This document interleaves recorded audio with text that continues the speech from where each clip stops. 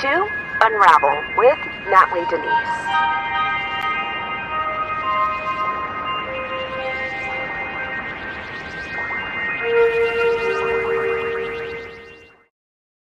Hello, my friends. Welcome to Nightly with Natly, a segment of Unravel with Natly Denise. I appreciate every single one of you guys who watch me night after night after night, that you're interested or listening to me in the morning. If you're listening to me as a morning show, I really appreciate you all. Thanks so much for your support. I just wanted to express my gratitude because I truly am grateful for y'all. And I've got Bo with me today, my dog. My pit bull. He's acting a little boofy. Come lay down, pup. Good boy, love bug. I need to have like a dog cam so you guys can oh my goodness.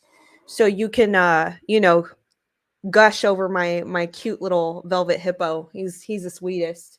He was missing me. Usually he's with my sister and her dog, because him and her dog have become like companions, and they're both kind of like, her dog's a rescue dog and he's just I know it's really weird to say, but he's like autistic. So, and I know not autistic. There are autistic dogs out there.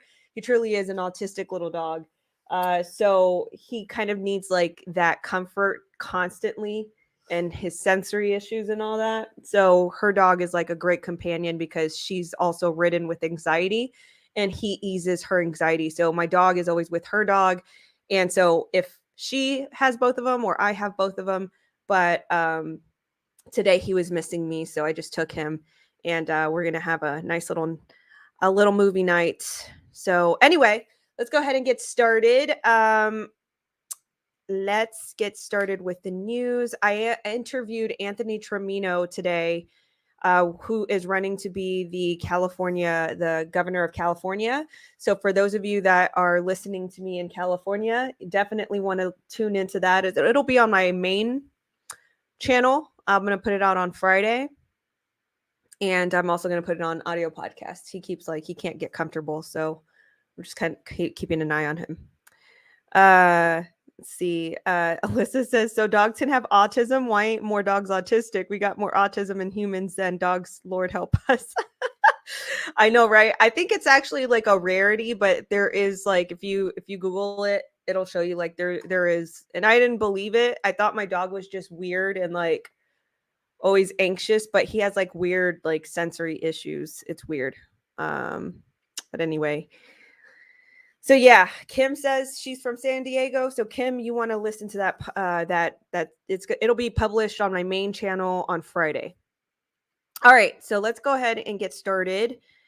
Oh, right. So we're going to go ahead and start out with scripture. As I said that I was going to start doing more often, start off with scripture. And today I was kind of I started looking at Psalm 5, and I kind of got halfway. And I know you guys are like, halfway? It's because I like to dissect the word as I read down. So like I'll read every single line, and like every single line I like dissect it. You guys probably are familiar with that. On my Instagram, I started posting my Bible notes. So like I'll literally look at every word, like listen to my words, Lord, consider my lament. So today we're going to look at Psalm 5 as we start out this podcast. So looking at Psalm 5, listen to my words, Lord, consider my lament, hear my cry for help, my King, my God, for you I pray. So this is King David, right? So giving you guys some context, King David was fleeing from haters, basically. So Absalom, who wanted to dethrone King David, he actually conspired with like an entire establishment to do that. Does that sound familiar with you guys? He conspired with an entire establishment. So it was like, the scribes, the theologians, some higher ups, basically the elite at that time. They conspired to dethrone David. And so I believe that this takes place. I'll have to clarify this, but I think he was fleeing from this. I believe there was an area of 𝘿𝑰𝐴 in Israel where there's like I've been there before, where it's beautiful. It's like this beautiful state park now where there's like waterfalls and there's caves and there's a lot of rocks. I mean, it's absolutely gorgeous. So anyway, he flees to the like this oasis type of thing in the Judean desert. And he's praying here in lamentation, like, oh God, like, just hear me, like, hear my cry. But the thing I want to point out about this piece of scripture is he says, listen to my words, Lord. Consider my lament, hear my cry for help, my King, my God, for you I pray, for to you I pray. So like he is in deep desperation in his earthly livelihood, right? Like everybody's conspired against him. All his haters are against him. They're slandering him, they're dethroning him, they're discrediting him. And we're going to move forward where it evidences that. But he's basically keeping faith in God despite his laments. He is keeping his faith in God. Like, God, you're the only one that can get me out of this. You're the only one that can deliver me from this, because the world is literally stacked up against me. They want to kill me. Lord, please help me in my cry for help. And it also, it displays like his humanness in a time where it seems that God wasn't answering him in his timing, right? In his fastness, and like he wanted it rapid, but God wasn't answering him just yet. And then it continues, in the morning, Lord, you hear my voice. In the morning, I lay my request down before and wait expectantly. For you are not a God who is pleased with wickedness. With you, evil people are not welcome. The arrogant cannot stand in your presence. So let's take it up back to verse 3. It says, in the morning, Lord, you hear my voice. In the morning, I lay my request before you and I wait expectantly. So this is just kind of displaying and exhibiting his faith, his level of faith, right? He's like, listen, God, you listen to me in the morning. I lay my request down and I know that you listen to me and I wait expectantly. I wait for you. I know that you're going to answer me. He has so much faith that despite in his lament that God is going to answer him. And he keeps on laying his request down. Now, I also want to explain here that, you know, this evidences that God knows our hearts, that we're human, and that we should continue coming to him with our troubles and things that are plaguing us for that day. You know, God, this is, you know, let me just unleash on you, or not unleash on God, but you know what I mean? Like lay things at his feet in the morning. Like, God, this is what's on my mind. This is what's plaguing me. This is what has been troubling my heart. This is what troubled my heart yesterday, all night, you know, so he lays his request down. But it also said in Psalm 4 that he goes to sleep like in peace, knowing that God is going to answer him, that God is his protection. So, okay, let's continue on verse 4. For you are not a God who is pleased with wickedness. With you, evil people are not welcome. The arrogant cannot stand in your presence. You hate all that do wrong. You destroy those who tell lies. The bloodthirsty and the deceitful, you, Lord, detest. All right, so this is where I'm going to kind of say, I'm going to give you guys half, and then we'll cover the rest of Psalm 5 tomorrow. But I want to go through this because it's heavy, right? There's a lot here to dissect. So King David is going through like, God, this is your characteristics. You despise people who are slanderous, who are hateful, who are deceitful, who who lie and just continuously, you know, trick people into these things, trick people into deceit. You hate this.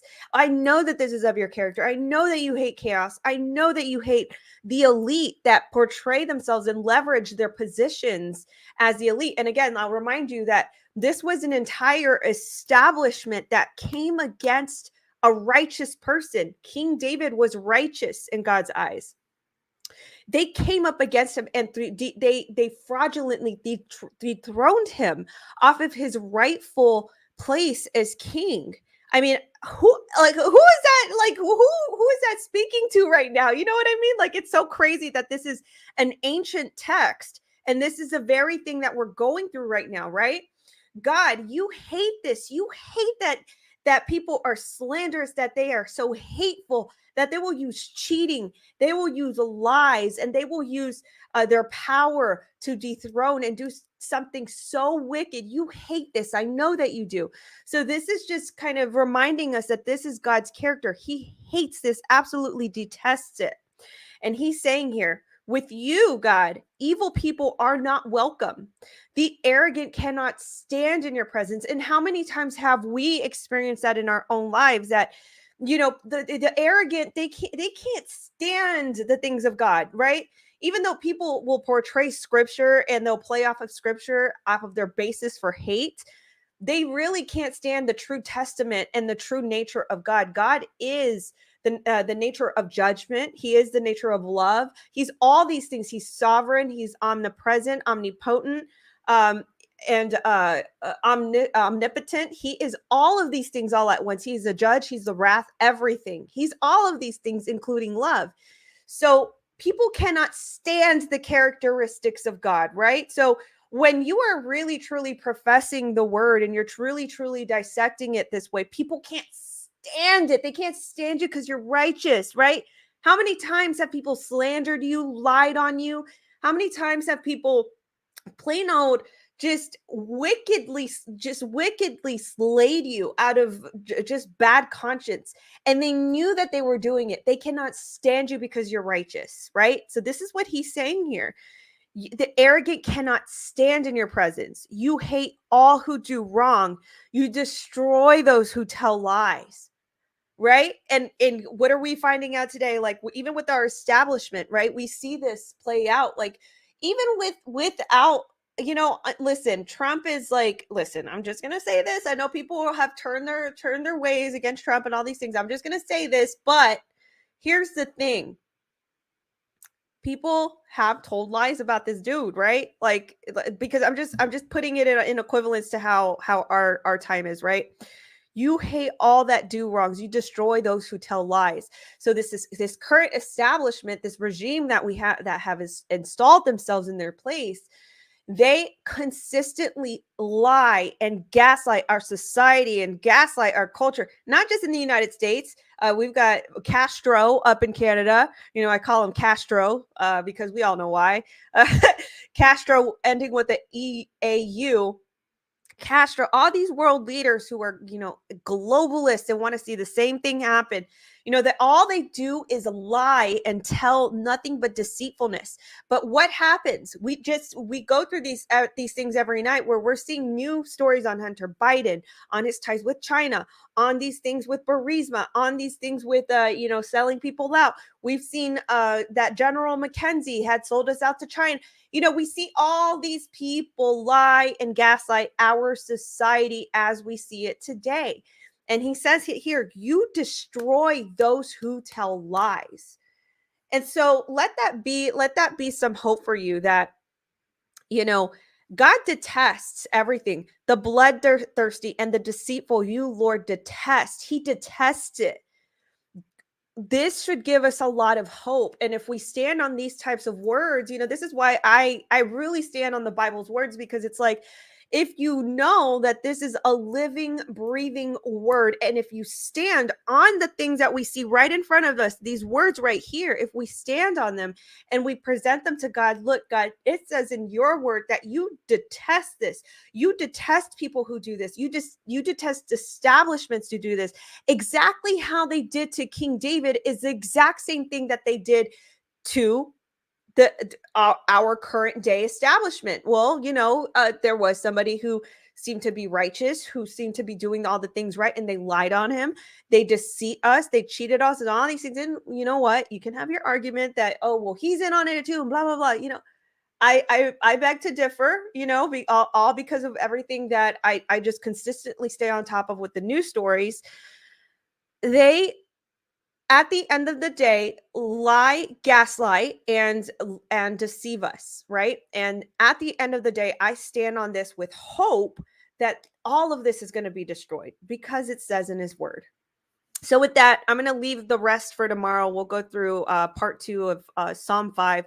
But I just wanted to start off with that. I just found that so interesting reading through that, just how, God uses his word and how it still applies to 2022. It's insane. Absolutely snatched my wig. Let's take a look at what you guys are saying here. Oh gosh. Let's see what you guys are saying. Here we go. Alyssa says, when you are wicked and someone perfected comes in the room, you hate on it. Exactly. I mean, that's the very definition of haters. Jesus had haters. King David had haters. King David was righteous. King David, he was a man of God, and he still professes that he's a man of God in his lamentation.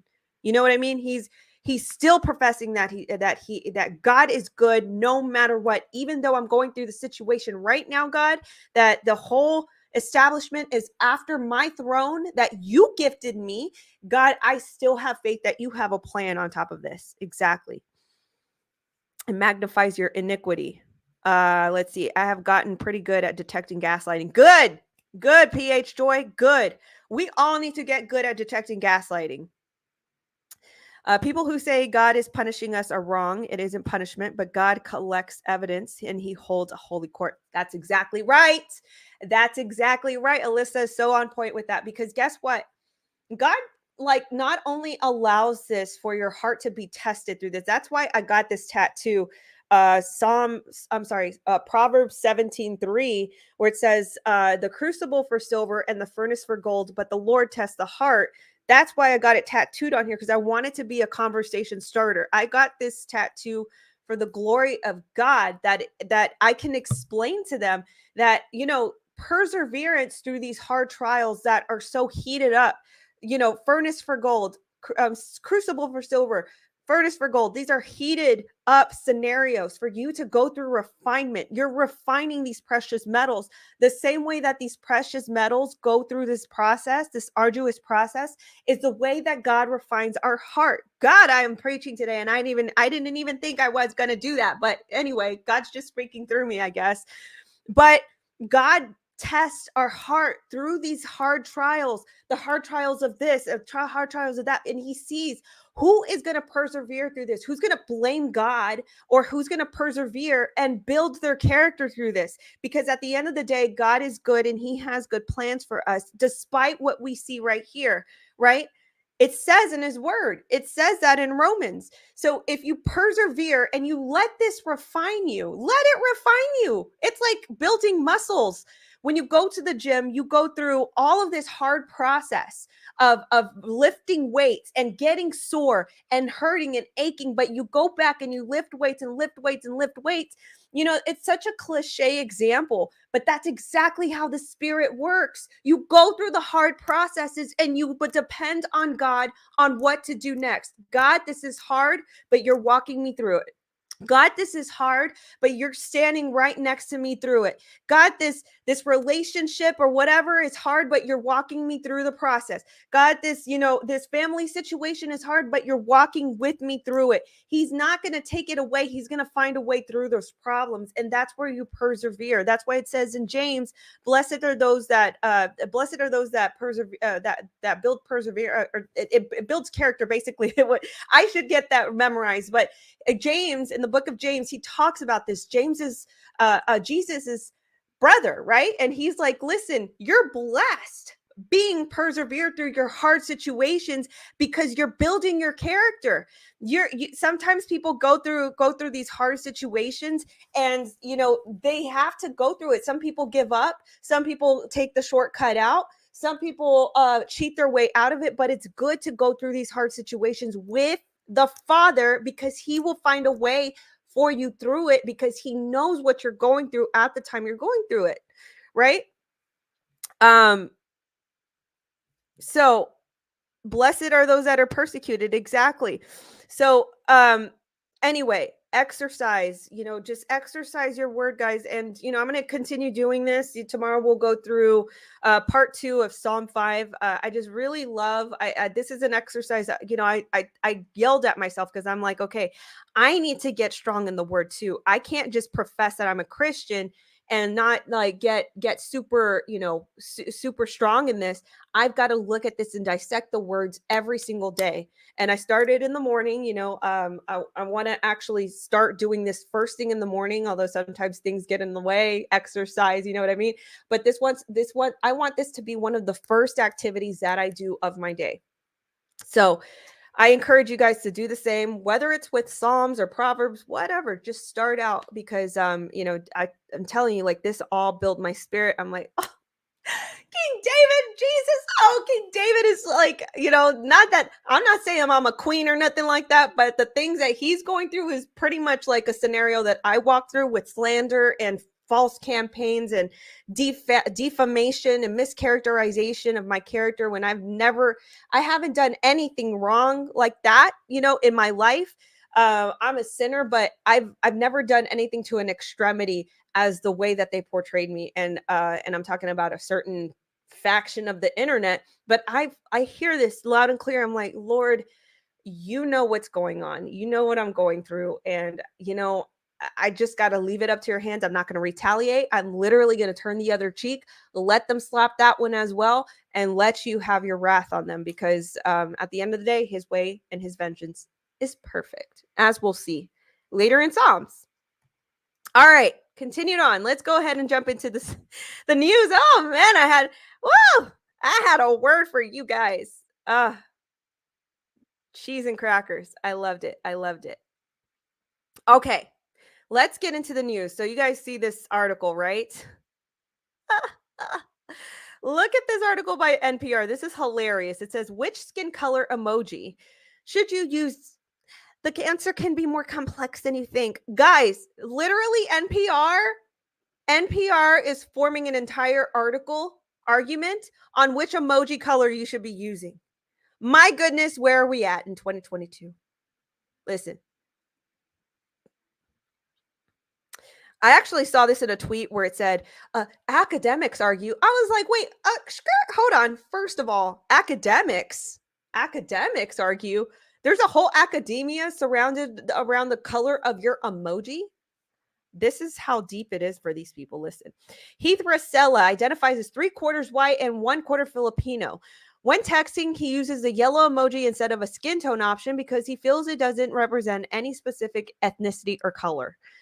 He doesn't want people to view his text in a particular way. He wants to go with what he sees as a neutral option and focus on the message.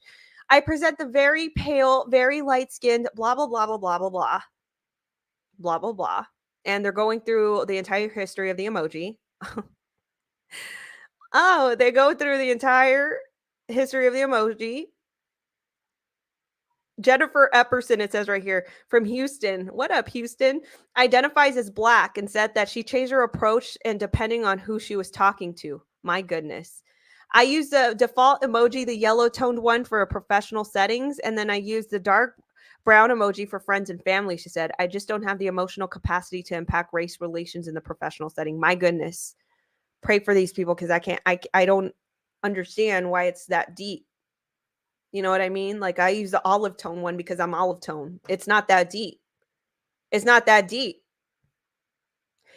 yellow emoji really neutral? In 2018, a study published by the University of Edinburgh looked at the use of different skin tone. My goodness, a study.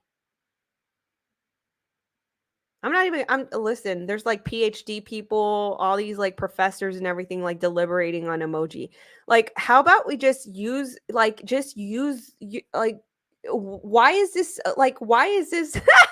I should have used this as my cover, actually. Why didn't I use this as my cover? This is amazing to me. But the fact that people are literally going down to academics to deliberate an emoji, this is where we're at in 2022. Where there could be other studies that are allocated on, I always use sex trafficking as an example because I just feel like that should be like one of our most concentrated subjects of our modern day. But, that's just me. But they're over here deliberating on what skin color. Let's change the subject because it's making me mad. All right. Then the next story coming from Daily Mail. Exclusive riddle of why George Soros backed political action committee Color of Change pulled $500,000 in funding from super liberal Manhattan DA Alvin Bragg's campaign after disturbing allegation was made against him by an unnamed woman. Okay, if a Soros-backed organization has to pull funding from this woke DA, I really want to know what happened. For those of you, we've been talking about Alvin Bragg pretty often on this podcast. pretty much every night because his policies are killing people, right? He's like really soft on crime in New York. He's talking about like, oh, just make that felony a misdemeanor. It's not a big deal, right? And then of course the bail reform going on in every single city, every major city. So that means like they're going soft on crime. You're not getting prosecuted as much and all these things. And then on top of that,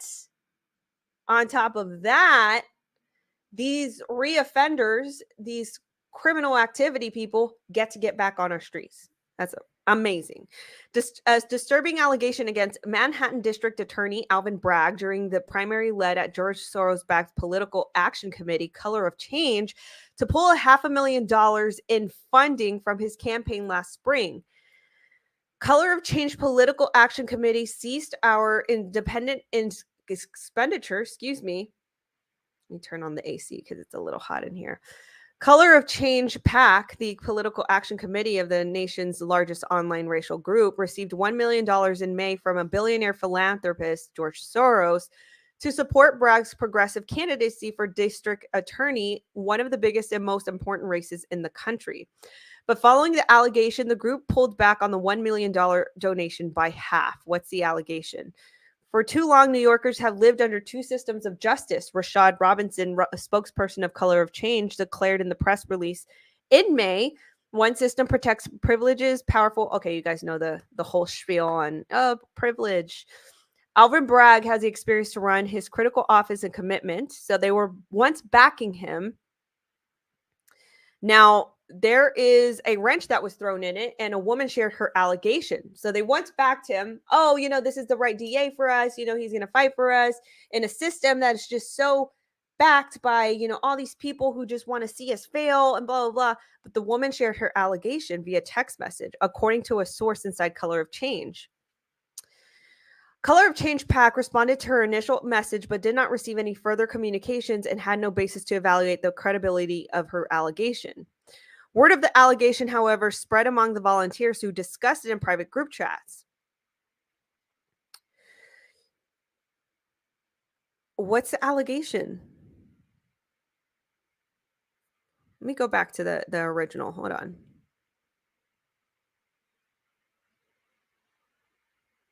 They threw a wrench in the PAC. The woman shared her allegation.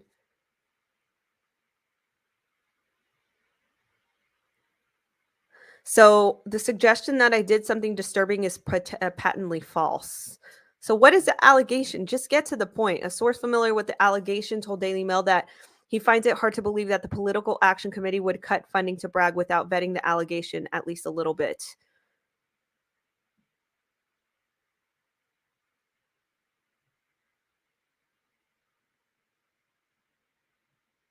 Oh, what is it?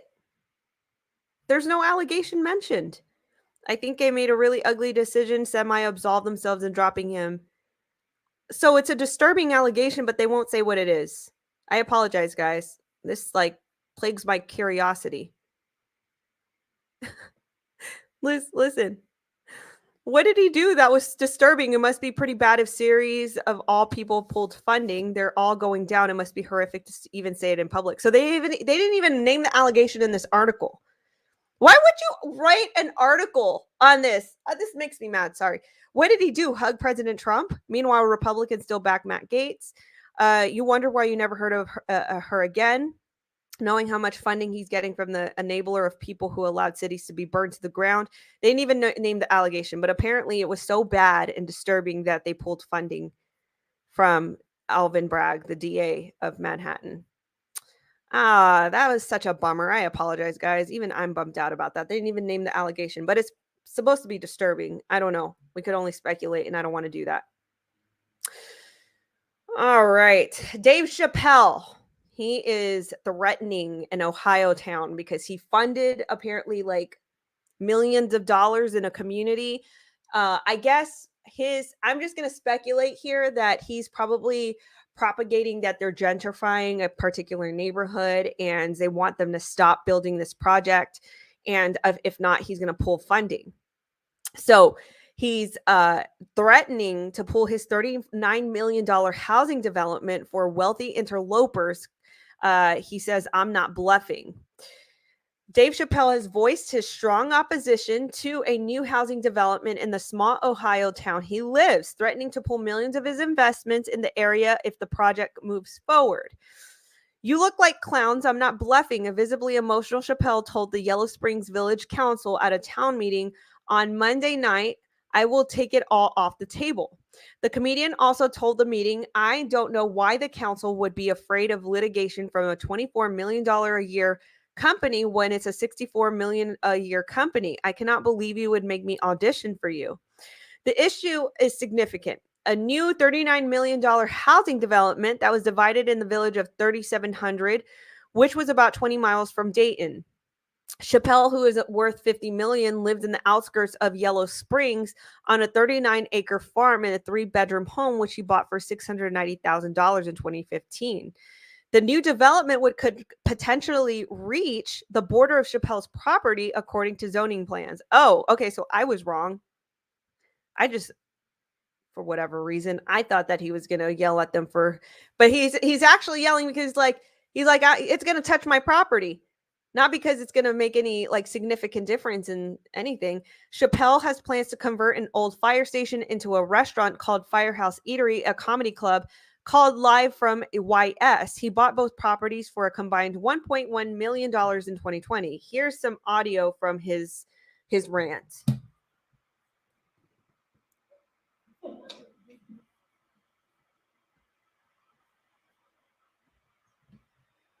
Come on. Can you hear me? Yes.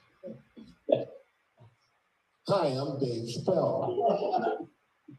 I just want to say, and Marianne, I can talk to you about this privately. I don't know why the village council would be afraid of litigation from a $24 million a year company while it's out a $65 million a year company. I cannot believe you would make me audition for you. You look like clowns. I am not bluffing. I will take it all off the table. That's all. Thank you. Okay. All right. Okay. So here it is. Birch Creek Development Plan. I guess I don't know what the big deal is. The development project he opposes, it involves more than 100 single family homes, priced from about $250,000 to $600,000. Seems a bit middle class to me, upper middle class. A massive project for the village, and one that opponents say does not cater to those currently living there. Chappelle himself has not articulated the reason for his opposition to the development, but his ally in town has previously said that the project is designed to serve people from elsewhere in the country. Okay, so it is what I speculated. Just say it for what it is, right? You want to say that it's gentrifying the community. It's clearly not designed for the benefit of the villagers, architect Max Chrome, who works with Chappelle on his business interests in the village, told the Dayton Daily. So they voted against the plan, its own plan, following Chappelle's tirade and angry remarks from other village residents. Now it's unclear whether the developer can move forward with the development. All right, let's go ahead. Let's check. What is this? This looks nice. That looks nice. Okay, we're going to continue going on about a story on Bob Saget. So there's some big tea to spill because I saw this story. Apparently there's some news in how Bob Saget died. And it looks a little bit fishy if we're going to be real honest and open about this. This looks super duper fishy. Bob Saget, the last we know is that he died. They said of natural causes originally, but now they're saying he was hit in the back of the head.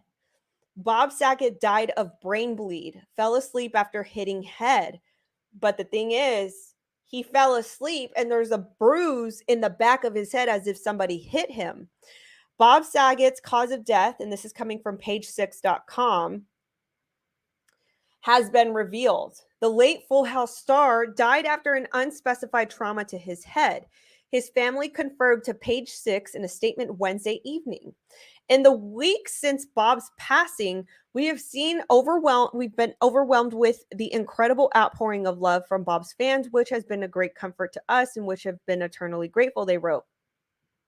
Now that we have the final conclusions from the authorities' investigation, We felt it was only proper that the fans hear those conclusions directly from us. The authorities have determined that Bob passed from head trauma. They have concluded that he accidentally hit the back of his head on something, thought of nothing of it, and went to sleep. No drugs or alcohol were involved. As we continue to mourn together, we ask everyone to remember the love and laughter that Bob brought to this world. There's a lot of, Meanwhile, the sources with direct knowledge told TMZ that Saget died of brain bleed. The outlet reported that there was an obvious bruise on the back of his head. Uh-oh. Saget was found dead in his room in Orlando, Florida, Ritz-Carlton on January 9th. At the time, police shared that there were no signs of foul play or drugs at the scene.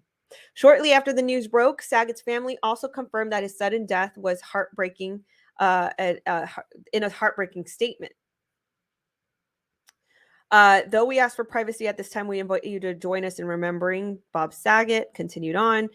Celebrities and former co-stars, including Mary-Kate and Ashley Olsen, which you guys remember, they were the kids in Full House. They interchanged playing the same role. No, I'm sorry.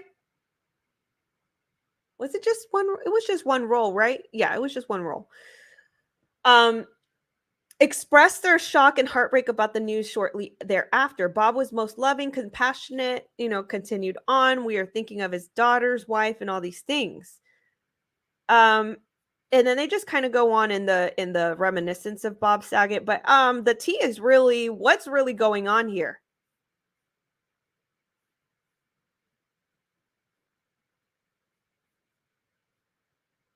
What's really going on here? He got whacked. I think so too. He had a bruise in the back of his head. Well, at least that's what TMZ is saying. And we all know that TMZ has its faults as well. But yeah, that's what TMZ is saying, that he had a bruise in the back of his head. Someone said Warner Brothers. Yeah, I mean, yeah, that's not an outlandish theory. I mean, there's a lot of people that were tied to Warner Brothers that passed away very tragically in the past. Not saying that they had anything to do with it. I'm just saying it was a common denominator. But I mean, I think that's the biggest T right there. How do they not suspect foul play? How do they just rule out foul play like that? You know what I mean? And just say, they said originally that he died from natural causes. I thought, is that not what I remember? I thought that's what the narrative was, but now they're like, he accident. What? Like he hit his head on the headboard in the Ritz-Carlton. What kind of headboards are in the Ritz-Carlton? You know what I mean? Like, what causes? What would you would hit your head? I mean, I've hit my head on the counter. You know what I mean? But not enough to cause a brain bleed. But I'm not a medical professional. I don't know what the severity and trauma has to impact in order for that to happen. But this just sounds fishy to me. It sounds like he did get whacked. That's just my opinion, though, and other people's opinions. All right. With that being said, let's go ahead and jump into the Daily TrafficK, where I bring you guys the latest in human and sex trafficking news. All right. So we have actually gone through, I gave you guys my rant the other night about, like, there was this article about, what is it? Super Bowl is not the biggest event of the year where sex trafficking happens, where my rant is like, how do you guys know, right? Because sex trafficking happens under the table. That's the entire industry of sex trafficking, human trafficking, is that it gets paid under the table. So if you can't really quantify what's happening at what time during what event, how do you know? I can't stand like these people who platform themselves as like these scientific experts and say, this is not like a big deal. This is not really happening. So if it's not really happening, and it's not really happening during Super Bowl, then why are 30 banks and nonprofit teaming up to fight human trafficking throughout the Super Bowl? I'm just very curious, right? Ian Mitchell ran a fraud prevention efforts, and this is coming from americanbanker.com. Ian Mitchell ran a fraud prevention efforts at 5 banks: Citi, GE Capital, USAA, Ally, and Fifth Third Bank, and at PwC for 20 years. Then he got burnt out. He moved to Tennessee mountains, grew his hair and long beard, and wrote music and books. Sounds like a dream. Not the beard part, but you know what I mean, like living in Tennessee and like writing books and writing music and reading books, whatever. Anyway, but a conversation with Matt Friedman, who had been a regional project manager for United Nations International Project on Human Trafficking and is now CEO of the Mekong Club, a nonprofit focused on human slavery, struck a chord. Mitchell decided to get back into the fraud detection, this time focusing on human bondage. His 2-year-old nonprofit, The Noble, builds networks of like-minded financial crime professionals, tech experts, and law enforcement to use the transaction data for crime detection. Interesting. In the latest initiative, 30 banks have agreed to work with The Noble, law enforcement officials, and identity fraud company to prove the identity of human traffickers and victims in Los Angeles before, during, and after the this Sunday Super. Oh, is this Sunday Super Bowl already?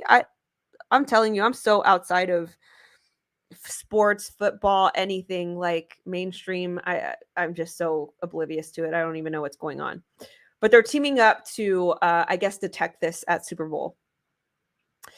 The group is not releasing the names of the banks in the coalition so as to not tip off human traffickers about which banks to avoid. The banks will get intelligence that they can build into their fraud and crime detection models, in turn to help police where appropriate.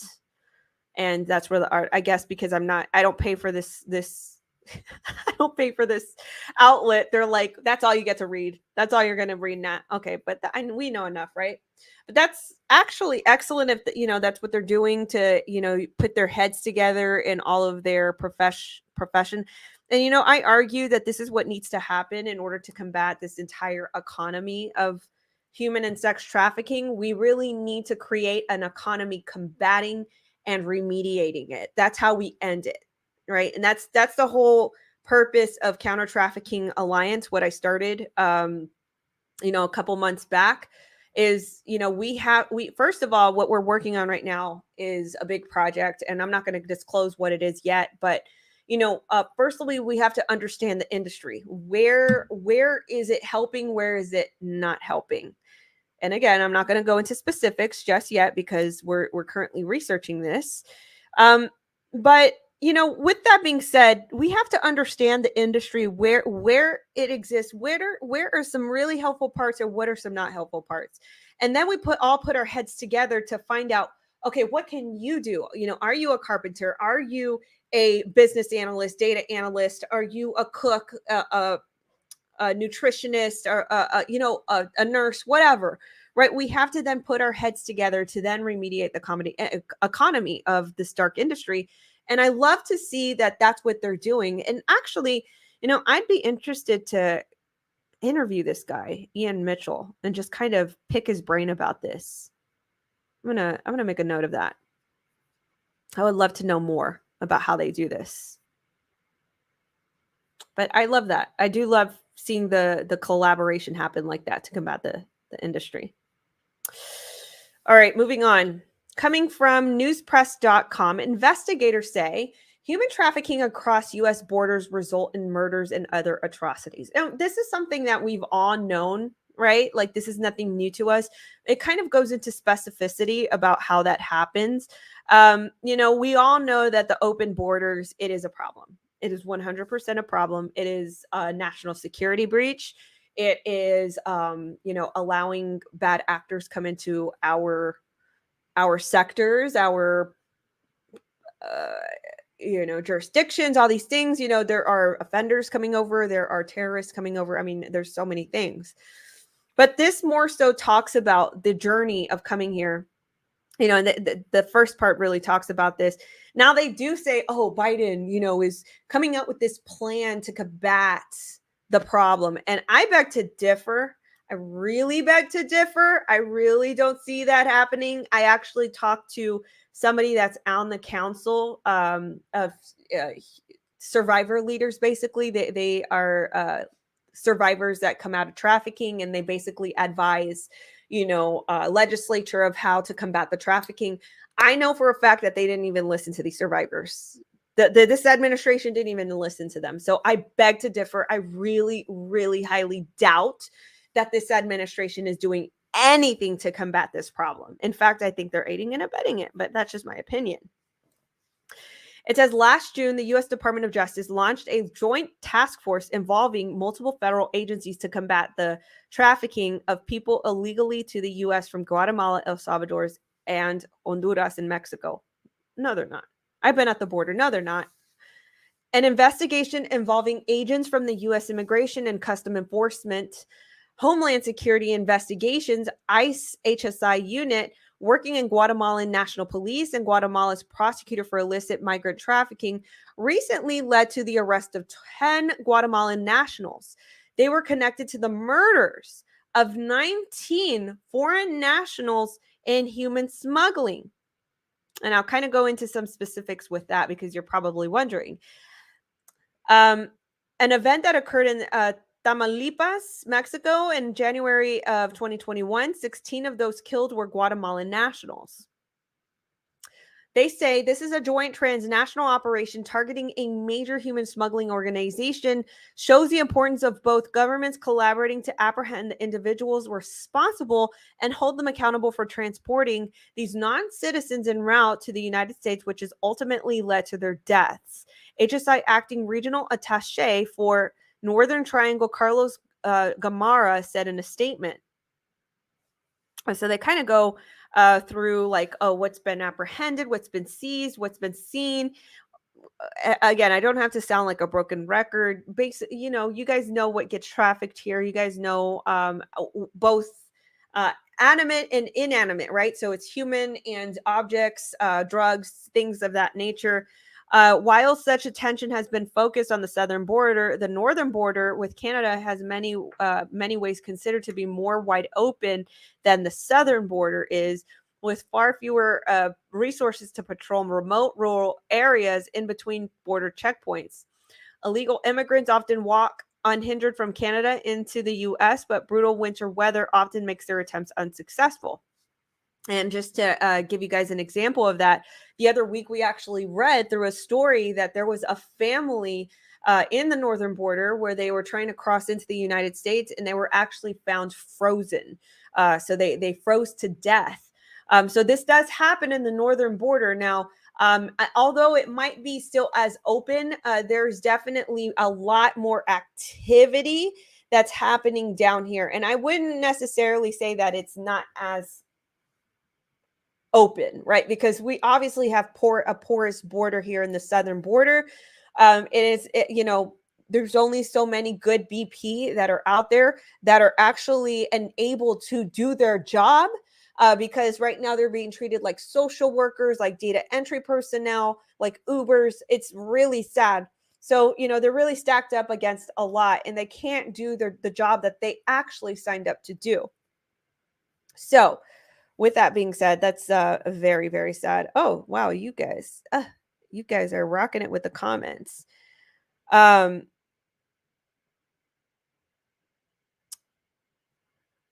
Ooh, take a look at this. Natly, do you know anything about the charity World Vision? I heard something fishy. They're definitely had the sexiest catalogs for donors. That is actually, let me write a note down. World Vision. There's a lot of to-do items.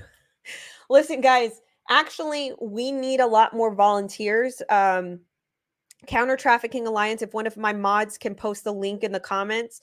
I'm going through a phase right now where I need to actually talk to one of the we were actually going through a phase of getting more volunteers in. I know a lot of people already signed up, but if you are fresh on the volunteer, and please listen, I love you guys. And I love that you show interest. Don't just show interest. If you actually can volunteer, If you actually can make the time and commit to it, please volunteer. 𝘏𝑗𝑟𝑡raffickingalliance.com.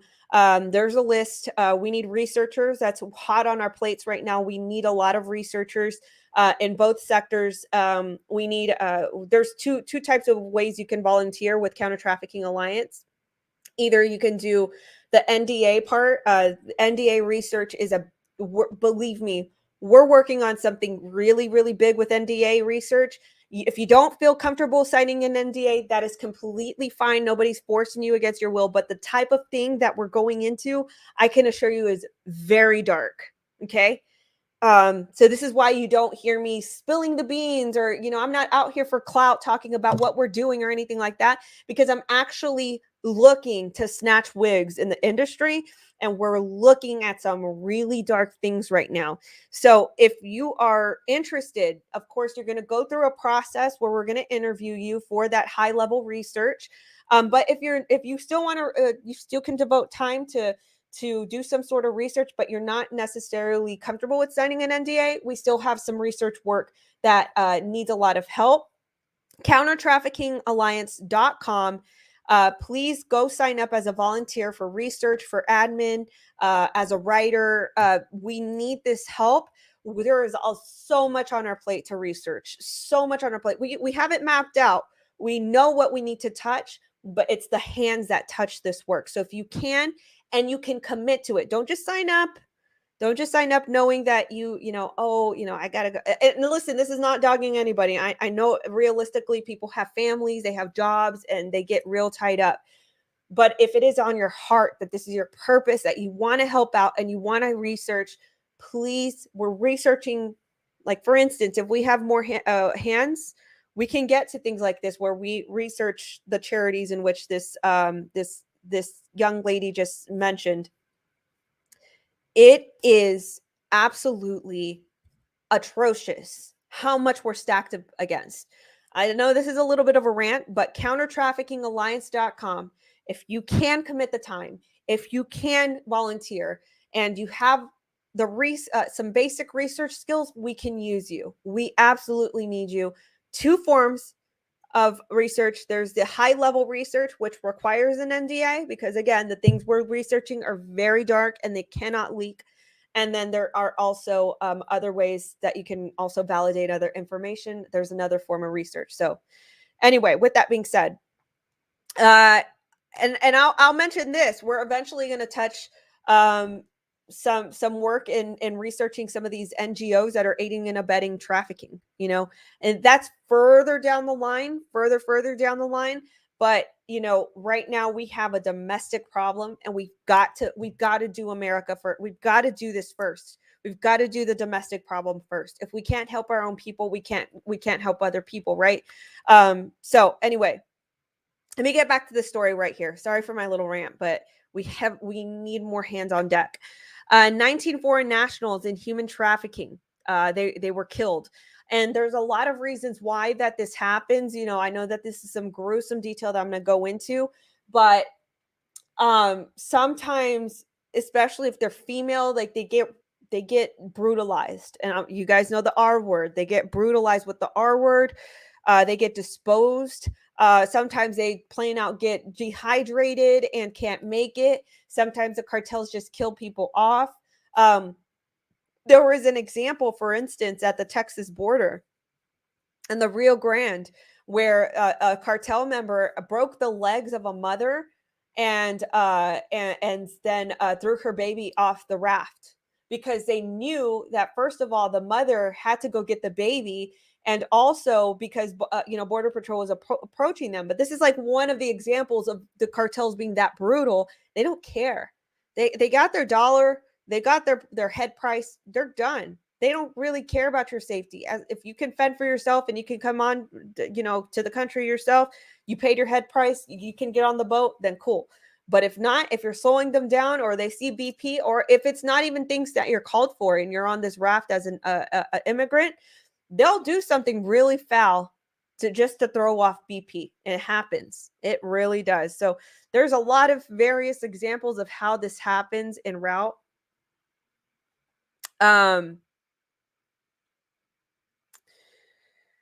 But yeah, it's really sad. It's really sad. Anyway, they do go into a lot of other details that are kind of repetitive, but I wanted to mention this article.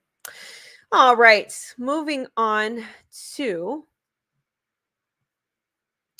human trafficking ring smashed as a suspect traced in Liverpool. All right, so this is happening overseas. Our good friends over there in the UK. A suspect high-ranking member of a significant human trafficking network has been arrested in Liverpool. My Van Nguyen was detained in an operation by the National Crime Agency NCA in the Woolton area on Tuesday morning, February 8th.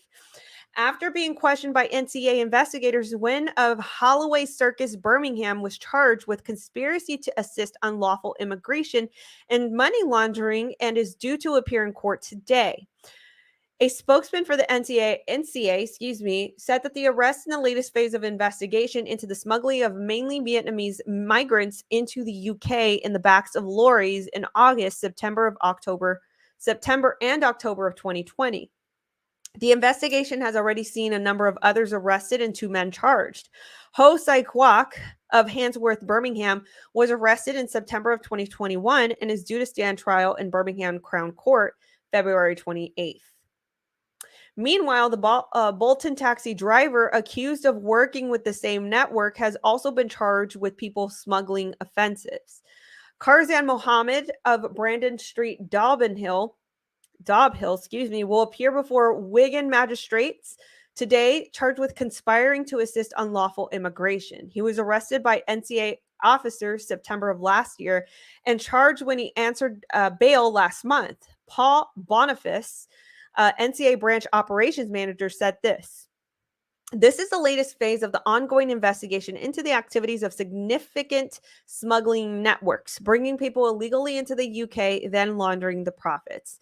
These groups treat people as commodities and profited off of them, are quite happy but put lives at risk.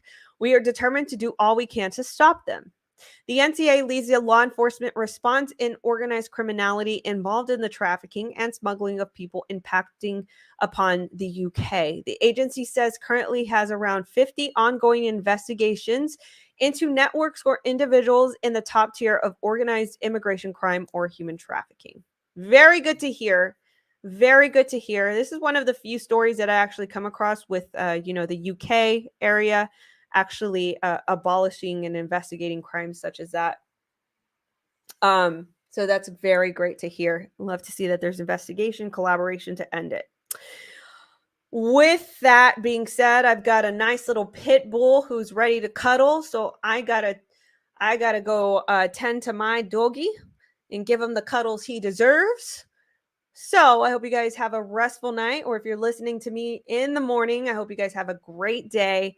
Thank you so much again for your support. Thank you so much for sharing, liking, sharing, subscribing, sharing this link, putting it into your groups, whether it's Telegram, Facebook, Instagram groups, whatever it is. I really appreciate you all. Mwah, big kisses to you guys. Thanks so much for hanging out with me. I'll be back tomorrow with another Nightly with Natly. You guys are awesome, and I love you all. Thank you so much. I'm so blessed to have a consistency of people who are interested in me. I'm very thankful for you guys. I just have to let you guys know that again. I love you. Have a great night. Have a great day wherever you are. See you later. Thank you so much for tuning in to Unravel with Natly Denise. Please give this podcast 5 stars.